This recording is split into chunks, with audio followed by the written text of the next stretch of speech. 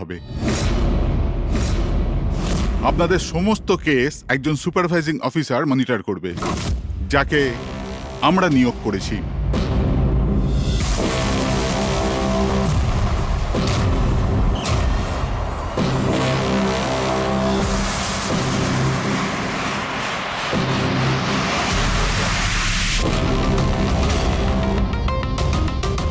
Hello, আমার নাম শীতল।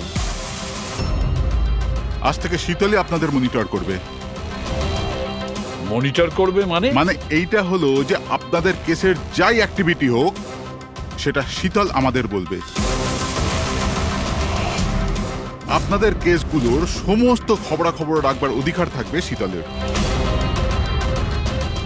আপনাদের টিম আগে থাকবে কি থাকবে না, এটাও আমরা শীতল ম্যাডামের রিপোর্টের পর সিদ্ধান্ত নেব।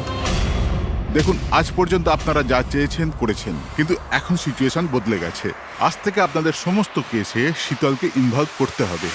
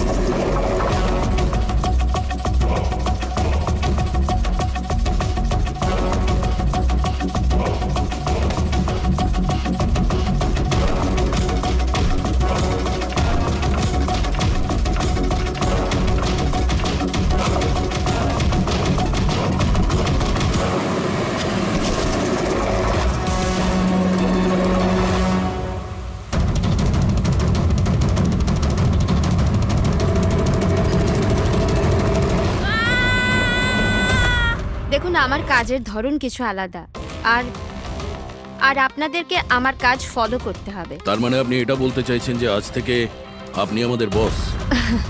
না না, I don't like the word boss. Boss বলা উচিত হবে না। দেখুন, আমি এখানে এসেছি আপনাদের কেসগুলো স্মুথলি হ্যান্ডেল করার জন্য, আর আমি চাইবো যে এখানে আমার ডিসিশনে ফাইনাল হবে। দেখুন প্লিজ, রাগ হওয়ার কোনো কারণই নেই, কারণ আমি শুধু অর্ডার্স ফলো করছি। ইনফ্যাক্ট আমার কাছে অর্ডার্স আছেও, আর এখানে পরিষ্কার লেখাই আছে যে আজকের পর যে কেসেরই আপনারা ইনভেস্টিগেশনস করবেন ওটা আমার নজরের মধ্যে থাকবে। ইনফ্যাক্ট আমার লুক রাখতে হবে, আর প্রত্যেকটা ইনভেস্টিগেশন কেসের রিপোর্ট আমাকে দিতে হবে, and that also includes forensic investigation.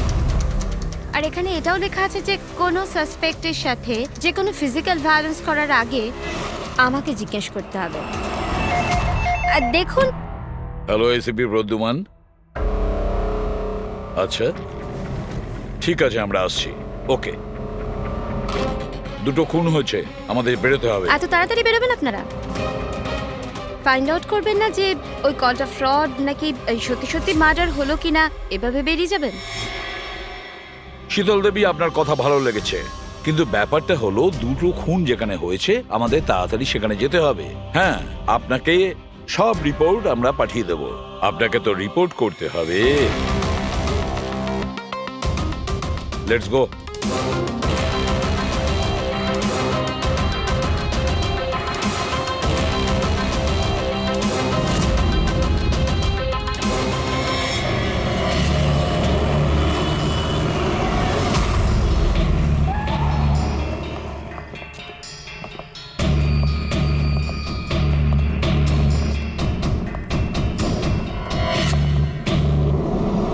কোথায় খুন হয়েছে জানি না। জানো না? তার মানে আপনারাই ফোন করে বলেছিলেন যে খুন হয়েছে এখানে? দুটো খুন হয়েছে, তাই জন্যই আমি আপনাদের ডেকেছি। দুটো খুন হয়েছে, কিন্তু খুন কোথায় হয়েছে? লাশ দুটো কোথায়? জানি না স্যার, আমি শুধু শুনেছি। কি শুনেছো তুমি? চিৎকার চেঁচামেচির আওয়াজ? না, আমি সব কিছু শুনেছি, দেখেওছি, কিন্তু আমি ওখানে ছিলাম না। স্যার, ও কোনো বাজে স্বপ্ন দেখেছে তাই এই সব কথাবার্তা দেখুন বলছে। ম্যাডাম, স্বপ্ন নয়, আমি খুন হতে দেখেছি। কবে কখন কোথায় সেটা আমি জানি না, কারণ আমি ওখানে ছিলামই না। যখন আপনি ওখানে ছিলেনই না, তাহলে আপনি এই খুন হতে দেখলেন কি করে? এই টিউনের মাধ্যমে।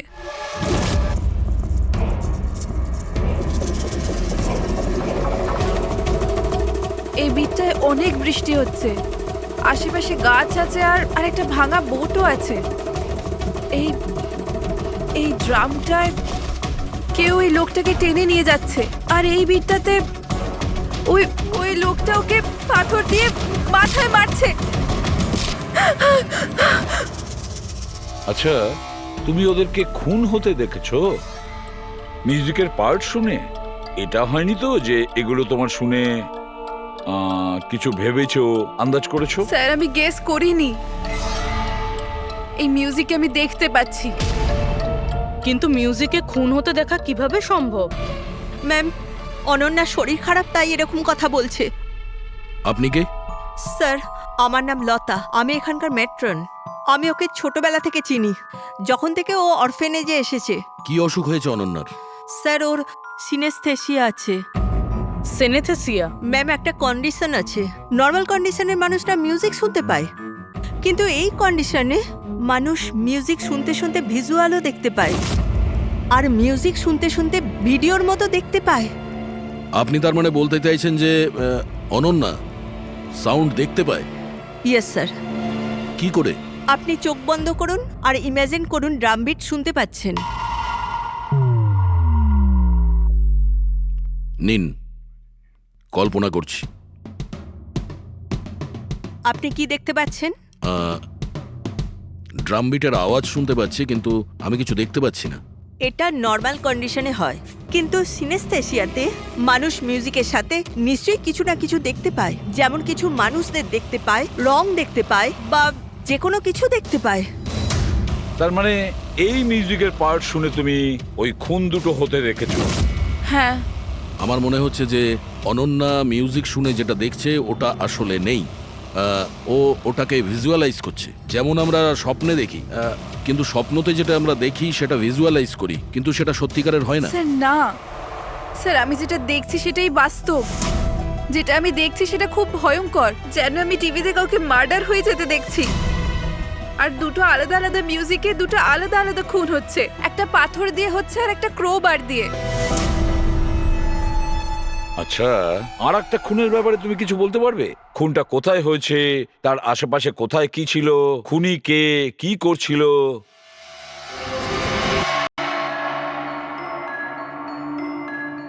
আশেপাশে পাহাড় আছে, একটা লোক নিচে পড়ে আছে, নিজেকে বাঁচানোর চেষ্টা করছে। স্যার, ও এসে গেছে, এসে গেছে স্যার। ও ওকে মারছে ক্রোবার দিয়ে। স্যার, বারবার মেরে যাচ্ছে। ব্যাস, খুনির ফেস তুমি দেখোনি। ঠিক আছে, আমরা এই কেসের ইনভেস্টিগেশন করব। স্যার, আমি এরকম কেসের ব্যাপারে তো শুনিনি। কিন্তু পুরবী যেভাবে ও ডিটেলসে আমাদের গল্পটা বলছিল, সন্দেহ হচ্ছে আমার সত্যি ঘটনা বলছে না তো। স্যার, আমার কিছু মনে আসছে, যেরকম এই মেয়েটা বলল এরকম আমি কোথাও পড়েছিলাম স্যার। কোথাও পাথর দিয়ে খুন করা হয়েছে। তাহলে একটা কাজ করো দয়া, ক্রাইম ব্রাঞ্চে খোঁজ নাও যে এরকম দুটো কেস হয়েছে কিনা। Okay sir? স্যার, যেরকমটা আপনি বলেছিলেন ঠিক এরকমই কেস 2 মাস আগে পুনেতে হয়েছিল। তাকে পাথর দিয়ে হত্যা করা হয়েছিল। আর যা ক্লোবার দিয়ে মার্ডার পানভেলে হয়েছিল এই ধরুন 6 মাস আগে। তো সেগুলোর ফাইল এনেছেন এখানে? Yes. Yes, yes. Sir sir, এই কেসগুলো। আর এটা হলো Panvel murder case file. Panvel, ঠিক আছে, থ্যাংক ইউ ভেরি মাচ। আপনারা যেতে পারেন।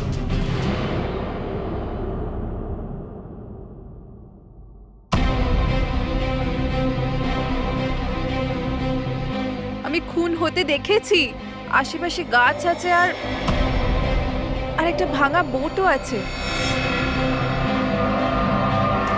যেটা ভিজুয়ালে দেখেছিল সেটা একদম হুবহু ওই রকম স্যার। তার মানে ও যা বলছে তার সঙ্গে মিলে যাচ্ছে। অদ্ভুত ব্যাপার স্যার, এই দুটো ঘটনার কথা আজ মিউজিক শুনে অনন্যা ভিজুয়ালাইজ করেছেন, কিন্তু এই দুর্ঘটনা দুটো একটা 6 মাস আগে আর আরেকটা তো 2 মাস আগে হয়েছে। এটি কিভাবে সম্ভব? যে মেয়েটা এই ক্রাইম সিনে ছিলই না, সে সব কিছু ভিজুয়ালাইজ কি করে করলো? আমি মানি না। আর বাই দ্য ওয়ে, এই সিনেস্থেসিয়া কি? আসলে এটা বোঝানো খুব কঠিন, কিন্তু আমি চেষ্টা করছি বোঝানোর। দেখুন, ব্যাপারটা হচ্ছে যখন আপনি কোনো বিশেষ জিনিসের ঘ্রাণ নেন, তখন তার সঙ্গে জড়িত সমস্ত স্মৃতি আপনার মনে আসে। এটা ধরুন কোনো বিশেষ ব্যক্তি বা কোনো বিশেষ জায়গা, সবকিছু। ধরে নিতে পারেন যে এই গন্ধ এক প্রকার আপনার মেমোরিকে ট্রিগার করে, কিন্তু এটা শুধুমাত্র সিনেস্থেসিয়ার কন্ডিশনই হতে পারে। এই কেসে সুগন্ধর জায়গায় কোনো মিউজিকে পেয়ে গেছে। এক্স্যাক্টলি। এবার দেখুন, মেয়েটি একটা বিশেষ ধরনের মিউজিক শুনেছে। ওই মিউজিকটার একটা বিশেষ জায়গায় একটা বিশেষ ধরনের প্রিলিউড ব্যবহার করা হয়েছে, যেটা ওকে একটা গাছের স্মৃতি মনে করিয়ে দেয়। আর আরেকটা ইনস্ট্রুমেন্টেও লোকটাকে দেখেছিল। এক্স্যাক্টলি। বাস আমার মনে হয় খুনি এই খুনের ঘটনাটাকে কোনো বিশেষ পদ্ধতিতে মিউজিকে কনভার্ট করেছে। মানে হচ্ছে যখন মিউজিক বাজে তখন ওই ঘটনার সঙ্গে জড়িত সমস্ত জিনিস, সমস্ত জায়গা স্মৃতিকে আলোড়িত করে। কিন্তু এই সমস্ত কিছু সেই ভিজুয়ালাইজ করতে পারে যার সিনেস্থেসিয়া রোগ আছে, অন্য কেউ নয়।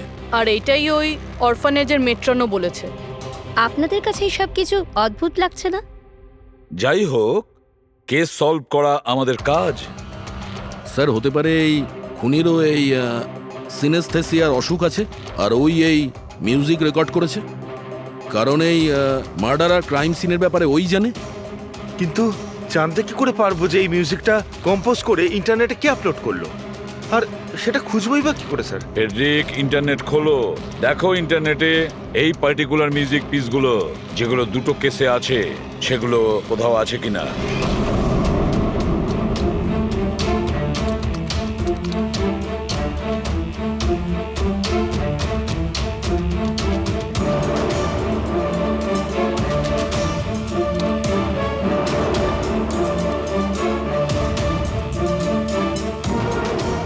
স্যার স্যার পেয়ে গেছি স্যার, দুটো টিউনই একই গানের।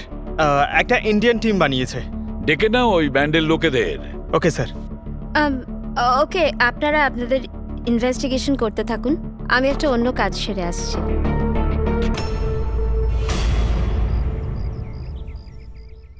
অনন্যা, আমার নাম শীতল। আমার তোমার সাথে কিছু কথা বলার ছিল, আমরা কি কথা বলতে পারি? অনন্যা,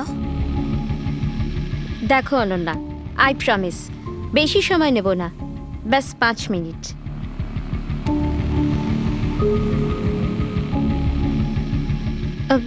ও কিছু বলছে না কেন? ম্যাম ওই খুব ভয় পেয়ে আছে। ওই ঘটনাটা ওর মাথায় খুব প্রভাব ফেলেছে। ও নর্মাল হতে কিছুটা সময় লাগবে। ওকে। আমার অনন্যার ব্যাপারে এখানে লোকের সাথে কিছু কথা বলতে হবে, পসিবল? হ্যাঁ প্লিজ। মিউজিক টিউন থেকে খুন? এটা কিভাবে সম্ভব স্যার? পসিবল আছে। সিনেস্থেসিয়ার একজন পেশেন্ট তোমার এই মিউজিক পিস শুনে একটা খুনের ব্যাপারে ভিজুয়ালাইজ করেছে, বুঝেছো? তোমার ওই মিউজিক পিসে কোনো খুনের রহস্য লুকিয়ে আছে। আর আমাদের মনে হচ্ছে খুনি সেই যে এই টিউন বানিয়েছে। আমরা খুন করিনি। আর আর সত্যিটাই হলো যে এই টিউন আমরা কম্পোজই করিনি। এই টিউন আমরা ফ্রি সাইট থেকে ডাউনলোড করেছিলাম। কোন সাইট থেকে ডাউনলোড করেছিলে দেখাও। দেখুন স্যার, এই দেখুন স্যার। স্যার এই টিউনটা আমাদের পছন্দ হয় তাই ডাউনলোড করে আমরা গানে দিয়ে দিই। কে আপলোড করেছিল এই টিউনটা? স্যার এটা অজ্ঞাত, অ্যানোনিমাস। অজ্ঞাত? আমাদের সেই অজ্ঞাতকে খুঁজতে হবে। ম্যাম ও আমাদের স্টাফ। ও হলো পূজা, ও হলো রমেশ, ও আরতি। এমনিতে ও এনজিওতে কাজ করে, কিন্তু আমাদের এখানে প্রায়ই আসা যাওয়া করে। আপনাদের কিছু বলার ছিল অ্যাকচুয়ালি অনন্যার ব্যাপারে। আপনারা কি অনন্যার ব্যাপারে কিছু বলতে পারেন আমায়? যেমন ও কোথা থেকে এসেছিল, কবে এসেছিল, আর ওভারঅল অরফানেজে অনন্যার ব্যবহার কেমন? অনন্যা খুবই অদ্ভুত মেয়ে, সব সময় যেন ডিস্টার্ব থাকে। ও এখানে কবে এসেছিল? ছোটবেলা থেকেই, কিন্তু ওকে ভিন্ন ভিন্ন দুবার লোকে অ্যাডপ্ট করেছিল, কিন্তু জানি না কেন কিছুদিন রাখার পর আবার এখানে এসে ফিরিয়ে দেয়। কেন? এর কারণ? নিশ্চয়ই ওর খারাপ ব্যবহারের জন্য, ওর মাঝে মাঝে ঝগড়া করার জন্য, মাঝে মাঝে ভায়োলেন্ট হয়ে যেত। ব্যাস এই অভ্যেসটা ওর ছোটবেলা থেকেই ছিল। কি ভুলভাল বলছো তুমি? অনন্যা এমন নয়, এসব ভুল বলছে। ম্যাম সত্যি আমি এখানে প্রায়ই আসা যাওয়া করি, কিন্তু কখনো অনন্যাকে এমন আচরণ করতে দেখিনি। ও সবই ভুল বলছে। তো তাহলে সত্যিটা কি? সত্যিটা এটাই, অনন্যা ছোট থেকে খুব কষ্টে বড় হয়েছে। হ্যাঁ, এর জন্য কখনো কখনো ও অদ্ভুত ব্যবহার করে থাকে। অদ্ভুত ব্যবহার নয় ম্যাডাম, এটা ভেবে নিন অনন্যাকে যদি কেউ ক্রস করেছে তাহলে ওর সাথে দুর্ঘটনা হবেই হবে। এই তো আগের মাসে অরফানেজের বাচ্চাদের সাথে কি হয়েছিল মনে নেই নাকি? কেন ভুলভাল বলছো? কি হয়েছিল বলো? ম্যাম, আগের মাসে একটা বাচ্চার ফুড পয়জন হয়ে গেছিল, আর ওই দিনই ওর ঝগড়া অনন্যার সাথে হয়েছিল। আচ্ছা, তার মানে তুমি বলছো যে এটা অনন্যা করেছে? হ্যাঁ। ভেবে চিন্তে কথা বলো রমেশ, খুবই বাজে কথা বলছো অনন্যার নামে। মেট্রন, অনন্যাকে অরফানেজ থেকে 2টো ফ্যামিলি অ্যাডপ্ট করেছিল, কিন্তু তারা ফেরত পেয়ে যায়। এর পিছনে কোনো কারণ তো থাকবেই। হয়তো অনন্যারই কোনো দোষ ছিল, খামতি ছিল। আমি মানতে পারলাম না। এনিওয়ে, অনন্যার ব্যাপারে কি কোনো ফাইল আছে যেখানে ওসব ডিটেলস আছে? সেটা কি আমি দেখতে পারি? হ্যাঁ, নিশ্চয়ই।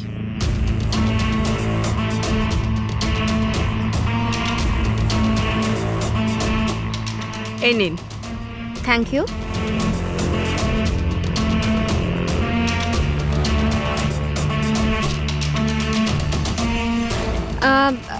থ্যাংক ইউ মেট্রন, কিন্তু আমাকে এখনই বেরোতে হবে। আচ্ছা, আমি এই ফাইলটা কদিন বাদে ফেরত দিলে কি চলবে? হ্যাঁ।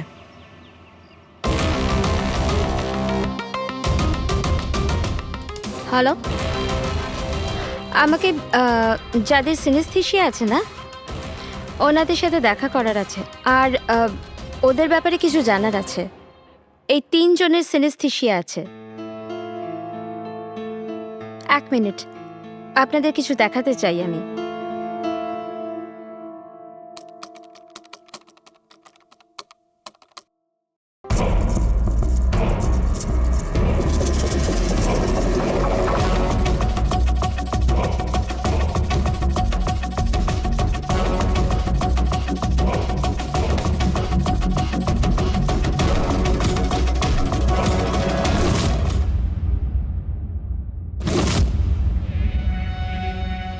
এখন আপনি বলুন, আপনি এই টিউনটা শুনে কি ভিজুয়ালাইজ করলেন?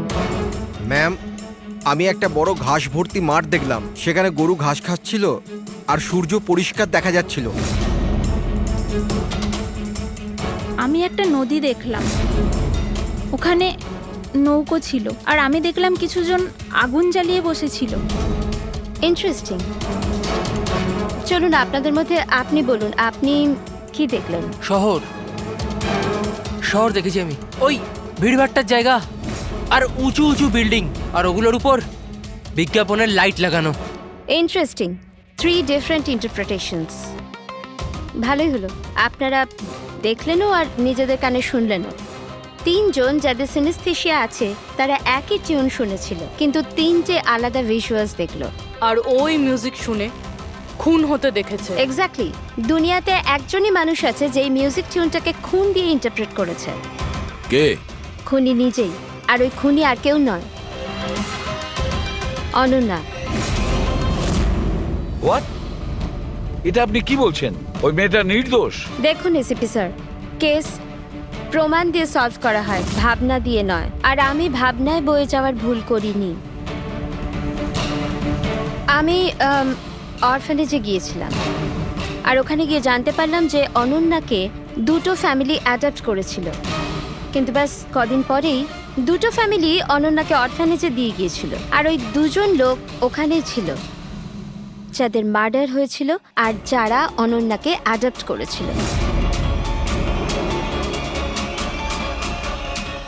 আমি অনন্যাকে অ্যারেস্ট করেছি আর ওকে নাবালক আদালতে পেশ করার ব্যবস্থা করেছি। আপনি আমাদেরকে না বলে, না জিজ্ঞেস করে ওকে অ্যারেস্ট করেন কি করে? I don't need your permission ACP sir, আপনাকে বলার প্রয়োজন ছিল না। ও খুনি আর ওকে শাস্তি পেতেই হবে। আপনি ওই ক্রাইম সিনের ফটো আর পোস্টমর্টম রিপোর্ট দেখেছেন? অফকোর্স দেখেছি। তো হয়তো ভালো করে আপনি দেখেননি, না হলে ওকে আপনি অ্যারেস্ট করতেন না। খুনি অনেক শক্তি প্রয়োগ করেছিল খুন করার জন্য। একটা 15 বছরের মেয়ে 2 জনকে এত নৃশংসভাবে খুন করতে পারে না। আপনারা ওই মেয়েটাকে বাঁচানোর চেষ্টা করছেন। দেখুন, মেয়েটি নির্দোষ, আর আমরা কোনো নির্দোষের শাস্তি চাই না। অনন্যা খুনি, এর শাস্তি ওকে পেতে হবে, তাই ওকে অ্যারেস্ট অর্ডার দিয়েছি, আর এটা আমার ডিসিশন, আর এটাই ফাইনাল ডিসিশন। আপনারা শুধু সময় নষ্ট করছিলেন। আর হ্যাঁ, এই মিডিয়াকে এই কেসটার ব্যাপারে জানাতে হবে। আপনারা প্লিজ মিডিয়াকে জানিয়ে দেবেন যে এই কেসটা সলভ হয়ে গেছে। আপনি যদি কেস সলভ করেন আপনিই বলে দিন, আমাদেরকে কেন বলছেন? ফাইন, নো প্রবলেম, আমি বলে দেব। কিন্তু এটা আপনারা আমার ওয়ার্নিং ভেবে নিতে পারেন, নয়তো আশা করছি এরপর থেকে আমার সমস্ত কথা আপনারা শুনবেন।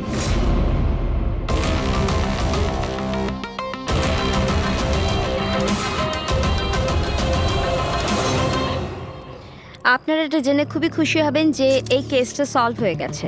ম্যাম, কে খুনি? খুনি একটা 16 বছরের মেয়ে, যার নাম অনন্যা। বেশ কিছুদিন ধরেও আমাদের সবাইকে বোকা বানিয়ে দিব্যি ঘুরছিল, কিন্তু আমি ওকে অ্যারেস্ট করে নিয়েছি। ম্যাম, এই কেসটা অনেক পুরনো না? হ্যাঁ, এই কেস বেশ পুরনো ছিল। ইনফ্যাক্ট বেশ কিছুদিন ধরে ওটা ক্রাইম ব্রাঞ্চের খরচের খাতায় পড়েছিল, কিন্তু সিআইডি যখনই টেক ওভার করলো 24 ঘন্টায় কেস সলভ। তো ম্যাম, আপনিও সিআইডির একজন? আগে হ্যাঁ, আমি আজই সিআইডি টিম জয়েন করেছি অ্যাজ দ্য সুপারভাইজার, আর জয়েন করতেই একদিনে কেস সলভ হয়ে গেল। যদি এই কেস অনেক সময় থেকে ঠান্ডা হয়েছিল, সিআইডি তাহলে কেন টেক ওভার করেনি এটাকে? কারণ এই টিমে আগে আমি ছিলাম না, এই জন্যে। কিন্তু ম্যাম, অন্য অনেকে তো ছিল টিমে। হ্যাঁ, এনারা প্রায় 20 বছর ধরে আছেন আর মামলা তদন্ত করতেই থাকেন, কিন্তু আসলে ওনারা কখনো কখনো ভাবুক হয়ে যান। আর কোনো কেসে ভাবুক হওয়া মানে ইনভেস্টিগেশন থেমে যায়। ইনভেস্টিগেশনের জন্য কেবল লজিকের দরকার, যেটা আমি করেছি, আর কেস সলভ হয়ে গেছে। এক মিনিট, আমি আপনাদের ভুল ধারণা শুধরে দিচ্ছি। আসলে এই কেসটা এখনো পুরো সলভ হয়নি। হয়নি? এই তো একটু আগে বললো যে কেস সলভ হয়ে গেছে। স্যার স্যার, এই কেসে আর কি বেঁচে আছে? খুনি তো ধরা পড়ে গেছে। একদমই না, খুনিকে আমরা এখনো ধরতে পারিনি। কিন্তু ম্যাডাম তো বলছেন যে খুনি ওই মেয়েটাই। এরকম ম্যাডামের মনে হচ্ছে। আমাদের ইনভেস্টিগেশনের হিসেবে হয়তো ওই মেয়েটা নির্দোষ। স্যার, তাহলে আসল খুনি কে? ইনভেস্টিগেশন চলছে, খুব তাড়াতাড়ি আপনাদের সামনে সত্যিটা চলে আসবে। I am sorry, no more questions. সময় নেই আর। Thank you so much for coming. Thank you. আপনাদের সাহস কিভাবে হয় এই মিডিয়ার সামনে আমাকে ইনসাল্ট করার? আপনাদের এই ব্যবহারটা আমি দেখে নিলাম, and trust me, there will be consequences. খুব দ্রুত আমাদের খুনিকে ধরতে হবে, না হলে শীতল পদে পদে আমাদের বাধা দেওয়ার চেষ্টা করবে। অভিজিৎ, প্রথমে এটা খোঁজ নিয়ে দেখতে হবে যে ও যে সময় খুন হয়েছিল তখন ও কোথায় ছিল। আমাদের একটা টিম পুনে পাঠাতে হবে এই কেসটাকে তদন্ত করার জন্য, আর আরেকটা টিম পাঠাতে হবে পানভেলে। আপনারা এটা জেনে খুবই খুশি হবেন যে এই কেসটা সলভ হয়ে গেছে। খুনি একটা 16 বছরের মেয়ে। ইনফ্যাক্ট বেশ কিছুদিন ধরে ওটা ক্রাইম ব্রাঞ্চের খরচের খাতায় পড়েছিল, কিন্তু সিআইডি যখনই টেক ওভার করলো 24 ঘন্টায় কেস সলভ।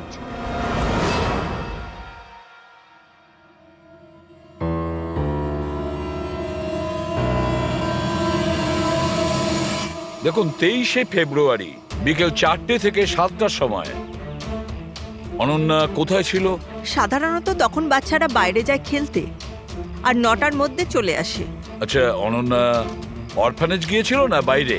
না স্যার, অনন্যা এখানেই ছিল আর কোথাও যায়নি। এটা আপনি এত জোর গলায় কি করে বলছেন? এর জন্যই বলছি, কারণ আমার অনুমতি ছাড়া কোনো বাচ্চা বাইরে যেতে পারে না। কিন্তু কখনো কখনো অনন্যা কয়েক ঘন্টার জন্য অরফানেজ থেকে উধাও হয়ে যেত। এটাও তো বলো ওনাদের। স্যার, ও মিথ্যে বলছে। ও অনন্যাকে হিংসে করে। আমি কেন অনন্যাকে হিংসে করব? তাহলে ওকে বদনাম কেন করছো? আমাদেরকেও বলেছে এখানে কিছু কিছু লোকের পেছনে লাগে। স্যার, আমি শুধু অনন্যার ব্যাপারে আপনাদের খোঁজ খবর দিচ্ছিলাম। তাহলে এটাও বলো না যে আগের বছর অনন্যা তোমার নামে কমপ্লেন করেছিল। এর বিরুদ্ধে কেন? স্যার, ও এখানের বাচ্চাদের মারতো। অনন্যা ওর নামে কমপ্লেন করেছিল, সাসপেন্ডও হয়েছিল। তখন থেকে অনন্যাকে ঘৃণা করে। অনন্যা ওর নামে কমপ্লেন করেছিল, সাসপেন্ডও হয়েছিল। তখন থেকে অনন্যাকে ঘৃণা করে। একটা কথা বলো, অনন্যাকে ওই মিউজিক পিস শুনতে কে বলেছিল? স্যার, ইনি। হ্যাঁ স্যার, অনন্যা মিউজিক পছন্দ করতো। অনেকবার ওকে নানা ধরনের গান শুনতে দেখেছি। এর জন্য ওকে আমি মিউজিক শুনতে দিতাম। বুঝতে পারিনি এতে প্রবলেম হয়ে যাবে। আচ্ছা, আপনাদের মধ্যে কি কেউ মিউজিক ইনস্ট্রুমেন্টস বাজাতে জানেন? স্যার আমি পিয়ানো বাজাতাম। স্যার আমিও পিয়ানো বাজাই।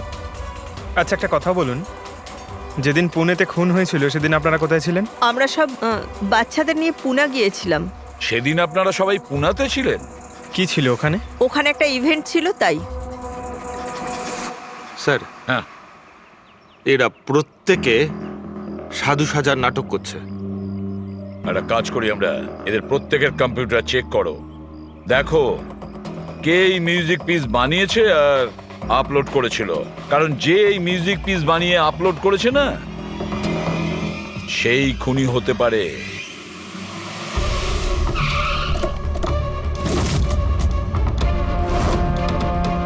এই মেয়েটা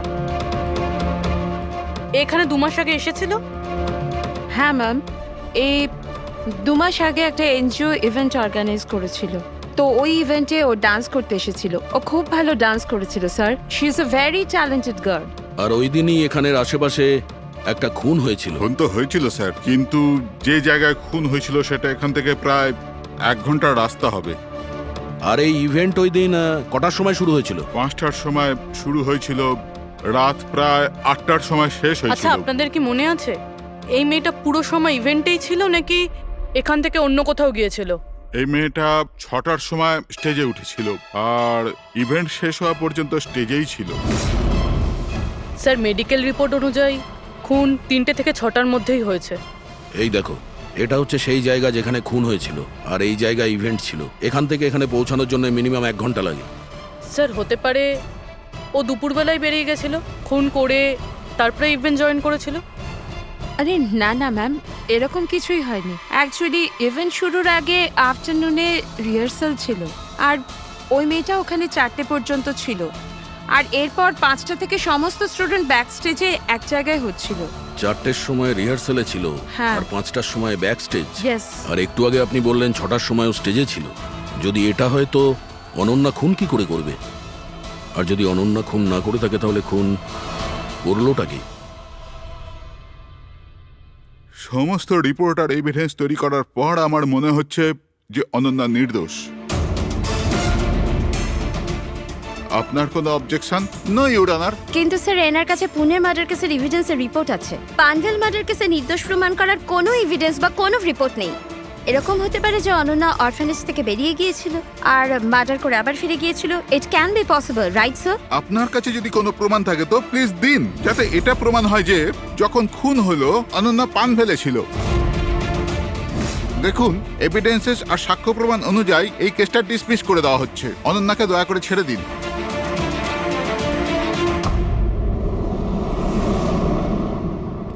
শাহরুখে কি জানতে পারলে? হ্যাঁ বস, ধরে নাও এই কেসটা সলভ হয়ে গেছে।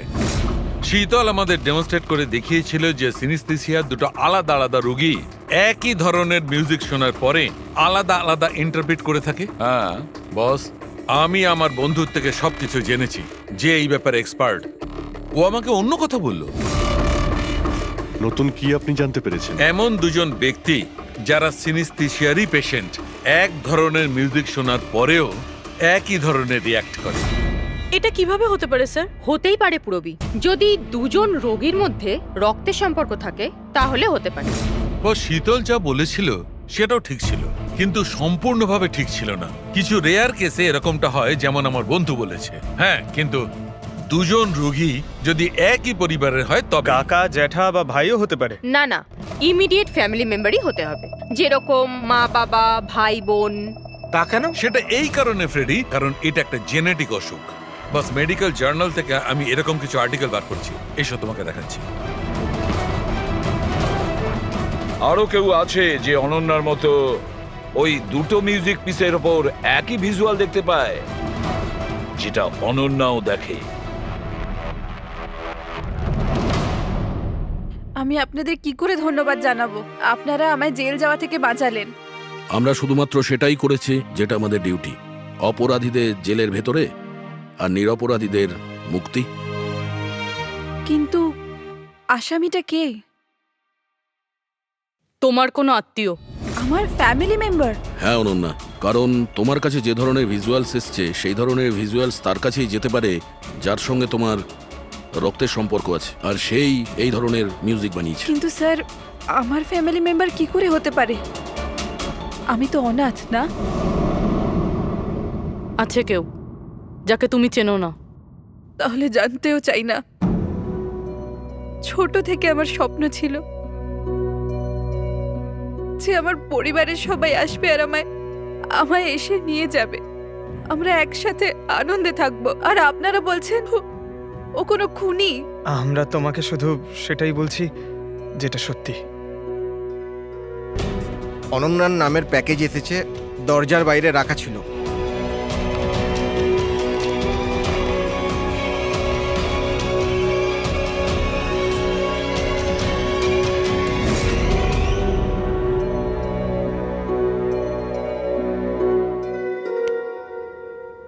Pen drive?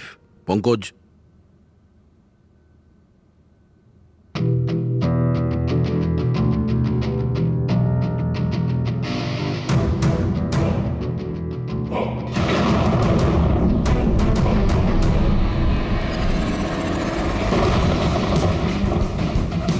আমি বাড়ি দেখতে পাচ্ছি, খুব বিদ্যুৎ চমকাচ্ছে। কোনো মহিলা বাড়ির মধ্যে দৌড়াদৌড়ি করছে আর একটা দোলনাও আছে বাইরে। কে ওই মহিলার পিছনে ক্রোবার নিয়ে দৌড়চ্ছে। আর কি? ও ওই মহিলাকে ক্রোবার দিয়ে মারছে। কাকে মারতে দেখলে? জানি না স্যার, এটা তো একটা চিঠিও আছে।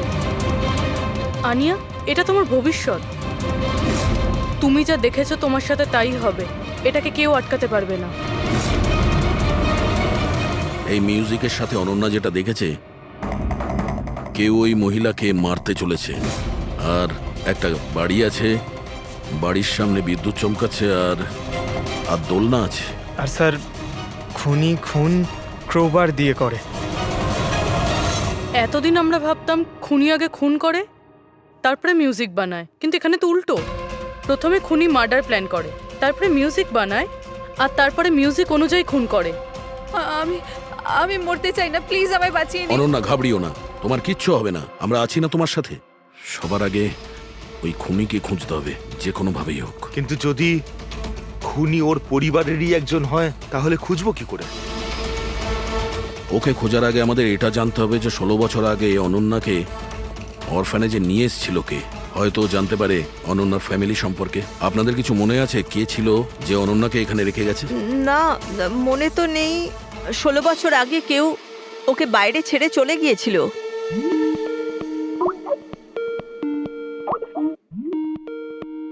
শীতল ম্যাডামের ফোন, ভিডিও কল করছে। হ্যালো, আমি বাস এটাই বলার জন্য ফোন করলাম যে ওই মেয়েটাই খুনি। সময় নষ্ট করবেন না আপনারা, প্লিজ ওকে গ্রেপ্তার করুন। শীতল ম্যাডাম, কোর্ট তার সিদ্ধান্ত জানিয়ে দিয়েছে। আর কোর্টের কি সিদ্ধান্ত সেটা আপনিও শুনেছেন। এই কোর্টের চক্করে আপনারা সময় নষ্ট করছেন। প্লিজ আপনারা ভুল, আর আপনাদের এটা মেনে নিতেই হবে। স্যার স্যার এটা সেই বাড়ি। ওই বাড়ি? কোন বাড়ি? আমি এই মাত্র যেটা দেখলাম, ওই যেখানে খুন হতে চলেছে, ওই ওই গাছ, দোলনা, এটাই ছিল স্যার। কোন জায়গার কথা বলছে মেয়েটা? শীতল ম্যাডাম, এখন আপনি কোথায় আছেন? আমি এখন আমার বাড়ির বাইরে। আর কোথায় থাকবো? আপনার প্রাণের সংশয় আছে। কি বলছেন আপনি অফিসার? আমার প্রাণ বিপদে, আমাকে কে মারবে? দেখুন শীতল ম্যাডাম, উনি আপনাকে মারার জন্য মিউজিক কম্পোজ করেছে, যেটাও আমাদের পাঠিয়েছে। আর ওই মিউজিকের হিসাবে আপনার ঘরের কি লোকেশন। বাচ্চাদের মতো কথা বলছেন অফিসার? আমাকে ভয় পাওয়ানোর জন্য সব করছেন না, আর আমি ভয় পাচ্ছি না। আর আমাকে সব বলছেন আপনাদের কেসের পথে আমি বাধা টানি। শীতল ম্যাডাম, এই ব্যাপারে আমরা পরেও কথা বলতে পারবো। আমার কথা মন দিয়ে শুনুন। আপনি ইমিডিয়েট বাড়ির ভেতরে যান আর দরজা জানলা সব বন্ধ করুন। আর আমরা যতক্ষণ না ওখানে পৌঁছই, আপনি কারোর কথায় দরজা খুলবেন না। মানে? আমি আপনাকে পরে বোঝাবো। এখন আমি আপনাকে যেটা বললাম সেটা করুন।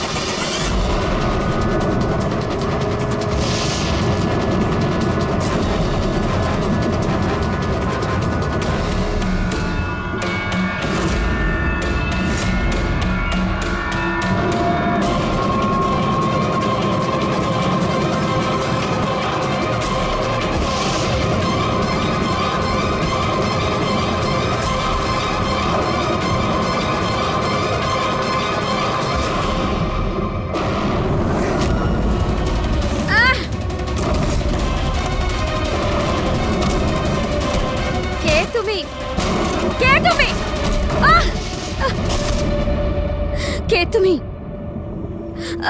তুমি আমার উপর আক্রমণ করছো কেন? তুমি জানো না এর ফল কি হবে? আমি তোমাকে ছাড়বো না। আমার কাছ থেকে বেঁচে তুমি পালাতে পারবে না। কে তুমি? এই দাঁড়া।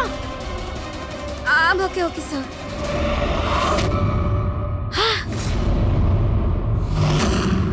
আরতি তুমি? স্যার আমিও পিয়ানো বাজাই। শীতল ম্যাডাম, আমরা আপনাকে আগেও বলেছিলাম অনন্যা খুনি নয়। আই এম সরি স্যার, আমার আপনাদের কথা বোঝা উচিত ছিল। আমি আমার মতো করে ইনভেস্টিগেশন করেছিলাম, আর আপনারা আপনাদের মতন। আমরা দুজনেই আমাদের ডিউটি করেছিলাম অফিসার। ট্রাস্ট মি, আমার ক্যারিয়ারে প্রথম হলো যে আমার জাজমেন্ট ভুল হলো। ওটা ঠিক আছে, আপনার মাথায় আঘাত না লেগেছে। না না, আই এম ওকে। ফ্রেডি, অ্যাম্বুলেন্সকে ফোন করো তাড়াতাড়ি।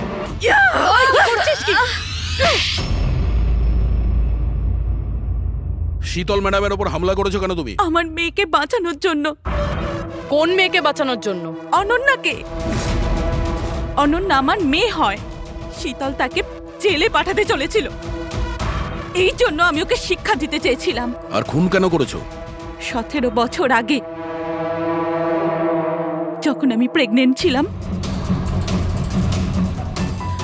আমার স্বামী আমাকে মানসিক হসপিটালে পৌঁছে দিয়েছিল, কারণ আমি মানসিকভাবে অসুস্থ ছিলাম। ওখানে আমি 15 বছর ছিলাম। কিন্তু কিন্তু কি? কিন্তু আমার স্বামী আমার মমতার গলা টিপে দিয়েছিল। কি করে? অনন্যা ওখানেই জন্মেছিল, কিন্তু ওকে আমার কাছ থেকে ছিনিয়ে নিয়েছিল। 15 বছর পর আমি বাইরে এলাম, তখন আমি জানতে পেরেছিলাম যে আমার স্বামী মারা গেছে, কিন্তু অনন্যা কোথায় আছে আমি জানতাম না। ও বেঁচে আছে কি নেই সেটাও আমি জানতাম না। আমি অনেক অরফানেজে ওকে খোঁজার চেষ্টা করেছিলাম, ওকে কোথাও পেলাম না। ওর ব্যাপারে কি করে জানতে পারলেন আপনি? 6 মাস আগে যখন আমি এই অরফানেজে এলাম, তখন আমি অনন্যার কেস ফাইল পেলাম। আমি জানতে পারলাম যে অনন্যাকে 2 জন মানুষ অ্যাডপ্ট করেছে, আর তারপর ওকে ফেরত পাঠিয়ে দিল।